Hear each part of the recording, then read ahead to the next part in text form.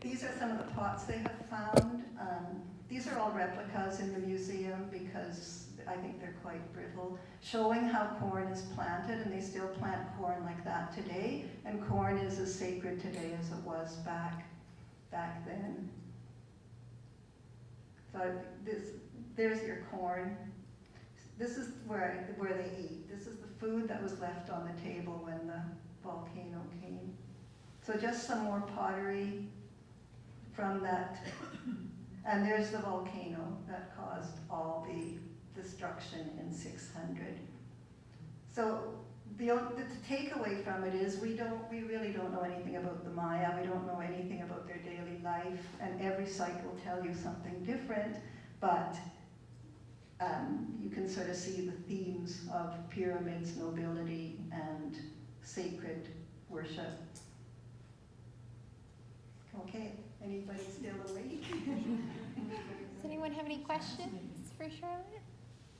No questions? Actually, I do have a question. With the steps with the hieroglyphs in Copan, was that covered, that pyramid?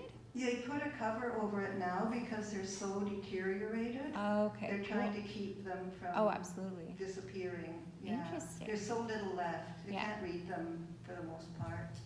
Yeah, but they are very valuable for being, the greatest record of the Maya world.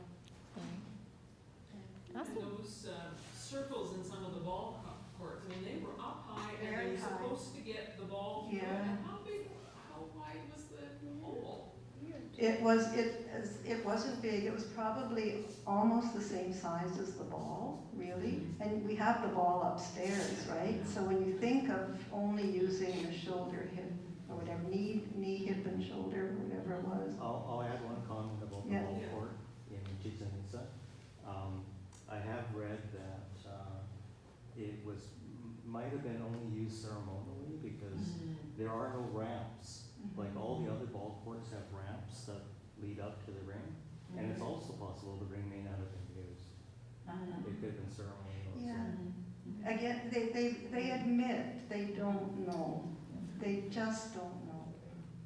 The vase shows what a ball player would have been dressed in, but they don't know the rules. The archaeological evidence leads to maybes, hypothetical, The same with the cenotes, using that as a sacrificial site. The cenotes, the site was there for 300 years. They found 50 skeletons. So if it was sacrificial, 50 in 300 years is not a common practice. So they don't know. I don't know that this is a question for you, but I'm wondering about embalming or wrapping the dead, or preserving the dead, or burying the dead, or the process of burial and ritual. Yeah, that's another thing that isn't upstairs, but at the Guatemala Museum of Archaeology, they have a whole floor dedicated to funerary.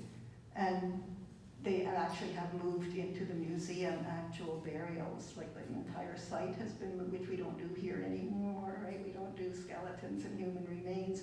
But they were intact, and they were skeletons. There is no evidence of cloth. I don't know that there would be, but an awful lot of jewelry and vessels and sacrificial animals, and sometimes even sacrificial other humans. But sacrifice wasn't a death penalty. It was a rite of passage, and the underworld was not hell. It was where your ancestors lived. And again, hypothetically, perhaps people voluntarily followed their dead loved one to the next world because they did believe in coming back. So we can't put our own ideas about the underworld and death onto how they viewed it. But they have found in some cases, like children especially, that were in the same tomb as an adult skeleton. But what was the most amazing to me was the amount of jade and the beautiful vessels and flints and just beautiful, beautiful stuff in a funeral site, but I don't know, we don't know if they wrapped them in anything.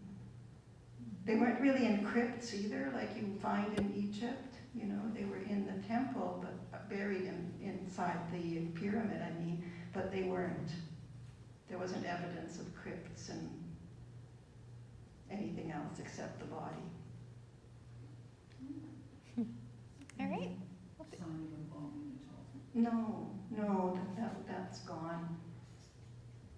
There's some remnants of textiles, but they didn't seem to have been wrapped in the textiles. They were just placed in with the But we also have to remember preservation is pretty terrible yeah, in a rainforest, yeah, right? So yeah. you never know.